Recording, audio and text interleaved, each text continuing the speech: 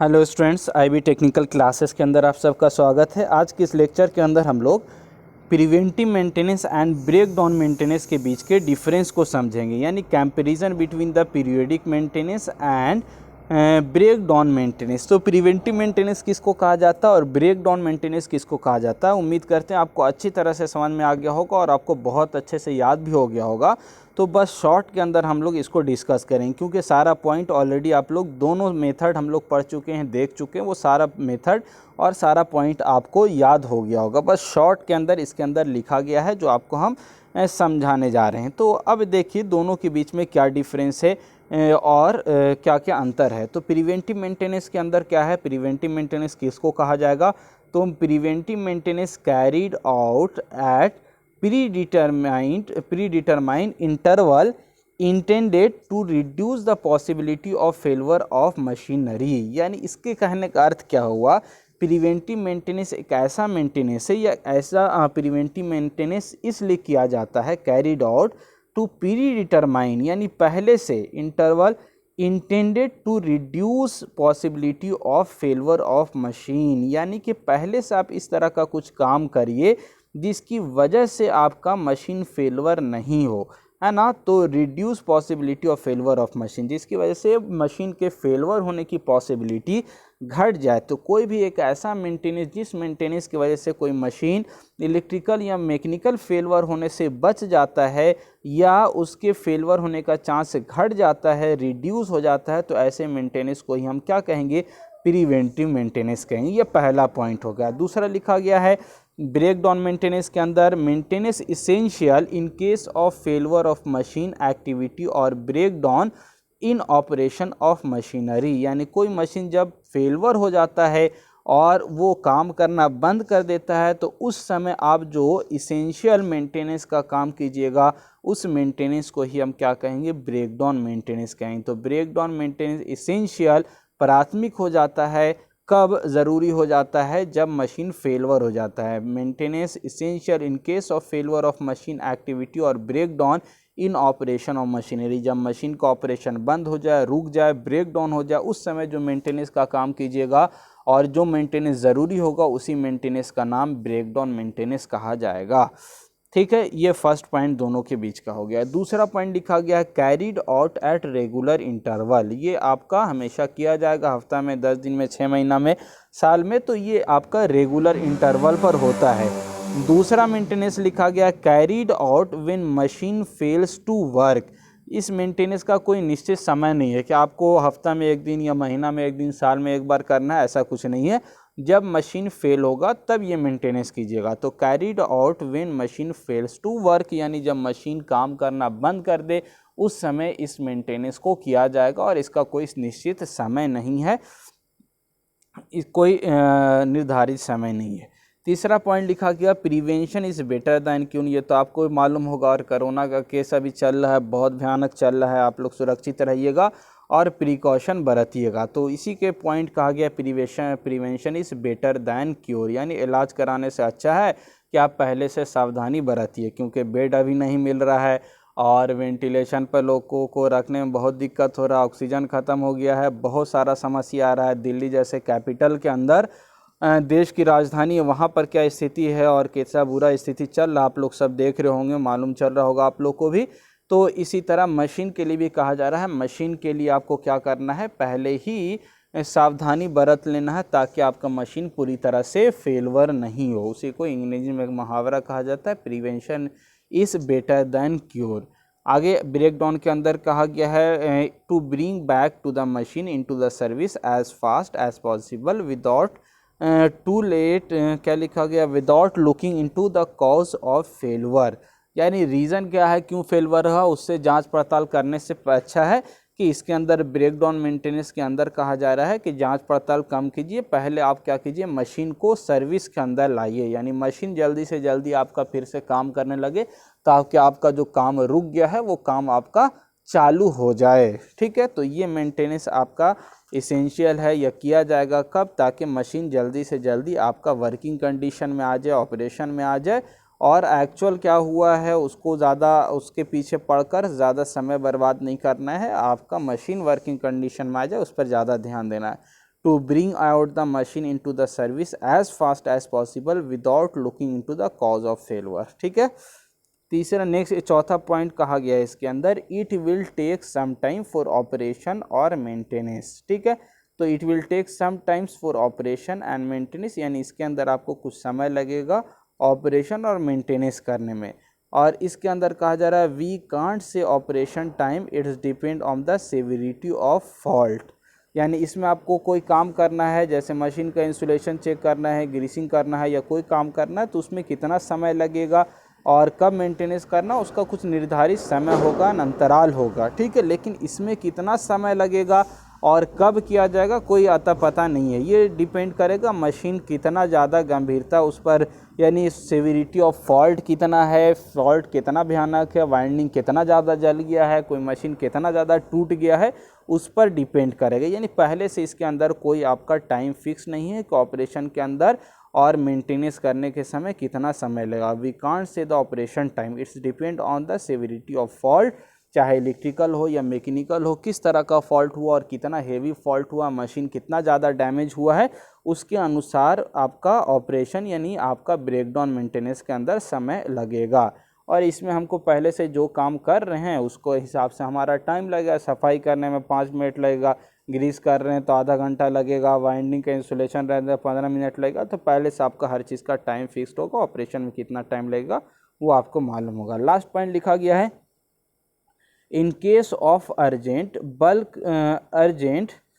Bulk requirement of production rate preventive maintenance can be delay. अच्छा, कहा जा रहा है इन case of urgent bulk requirement, यानी आपका मान के चलिए अभी मानपुर के अंदर मशीन लगा हुआ, बहुत सारा लूम लगा हुआ है और कपड़ा बुनने का भी टाइम है, सीज़न आ गया, बहुत ज़्यादा डिमांड आ गया, तो थोड़ा बहुत अगर मशीन हल्ला उल्ला भी कर रहा है, आवाज़ भी कर रहा है, तो हम लोग मशीन को लपेट देंगे, यानी मशीन को कंडीशन में रखेंगे और प्रिवेंटिव मेंटेनेंस का भी लाइट लेंगे, क्योंकि डिमांड आपका बहुत ज़्यादा भी बढ़ा हुआ है। प्रिवेंटिव मेंटेनेंस करने लगिएगा तो आपका प्रोडक्शन रुक जाएगा, कंपनी घाटा में चला जाएगा। इसीलिए इन केस ऑफ कहा गया अर्जेंट बल्क रिक्वायरमेंट, यानी बहुत अधिक डिमांड है, रिक्वायरमेंट बढ़ा हुआ है प्रोडक्शन का, तो requirement of production rate preventive maintenance can be delay, preventive maintenance को डिले किया जा सकता है। जैसे अभी मेरा पंखा है, डिले किया जा रहे हैं, जब तक ख़राब नहीं हो जाएगा तब तक बदलेंगे नहीं, है ना, डिले कर सकते हैं। इसमें थोड़ा सा ऑप्शन है आपके पास, और इसमें लिखा है इट कैन नॉट बी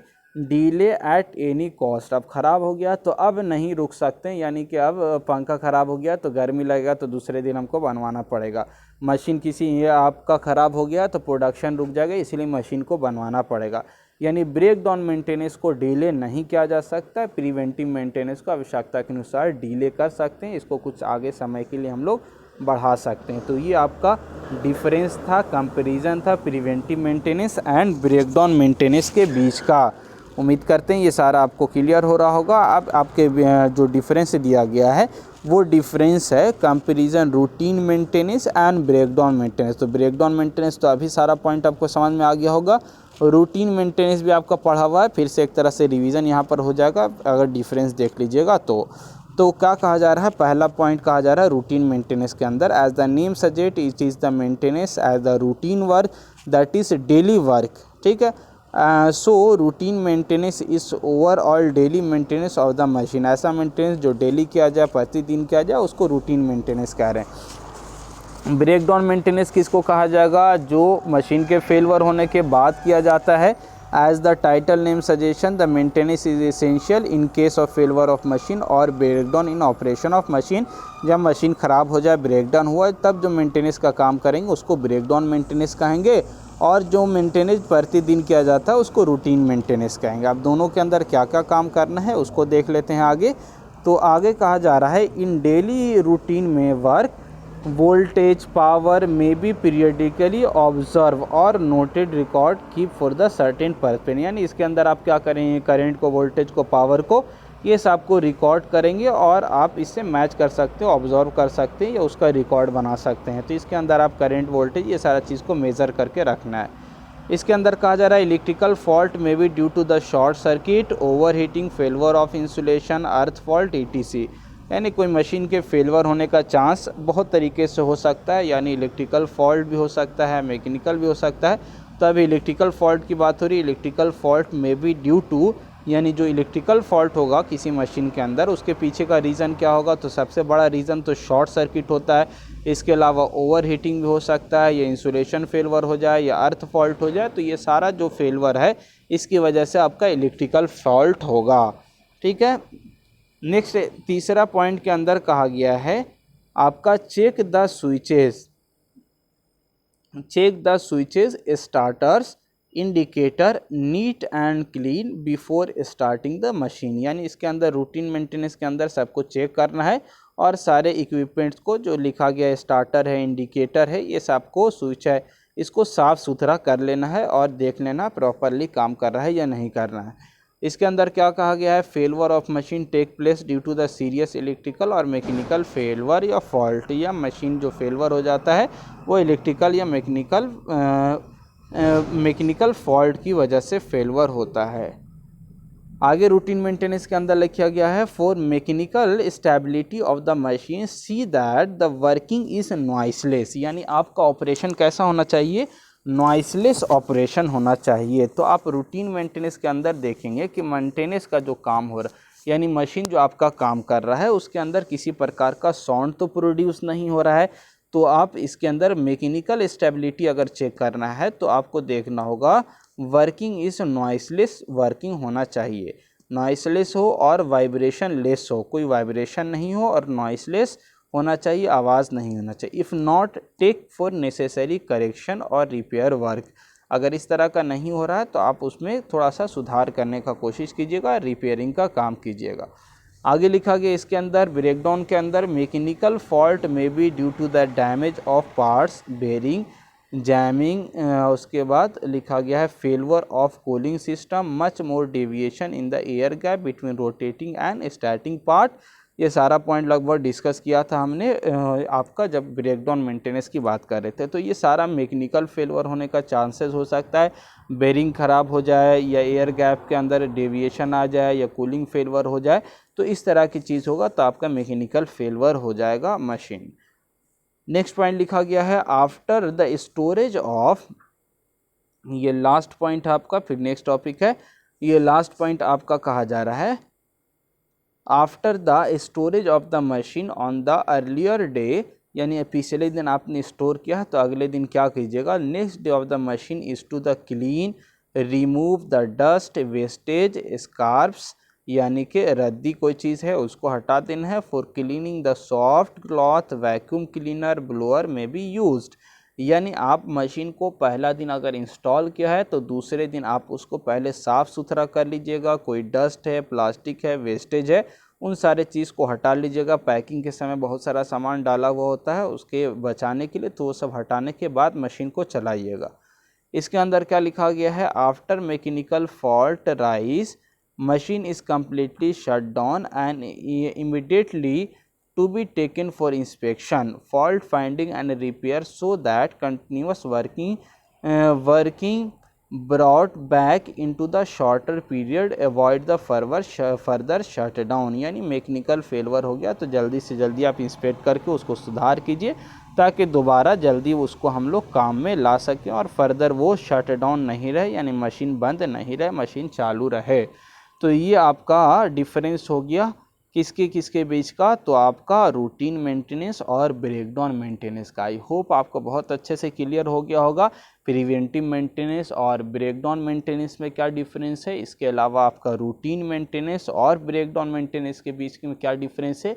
अगर ये चार्ट भी आपको याद हो जाता है तो आप रूटीन मेंटेनेंस, प्रिवेंटिव मेंटेनेंस और ब्रेकडाउन मेंटेनेंस से रिलेटेड बहुत सारा पॉइंट आप एग्ज़ाम के अंदर लिख पाएंगे। ठीक है, आज के लिए इतना ही। Thank you.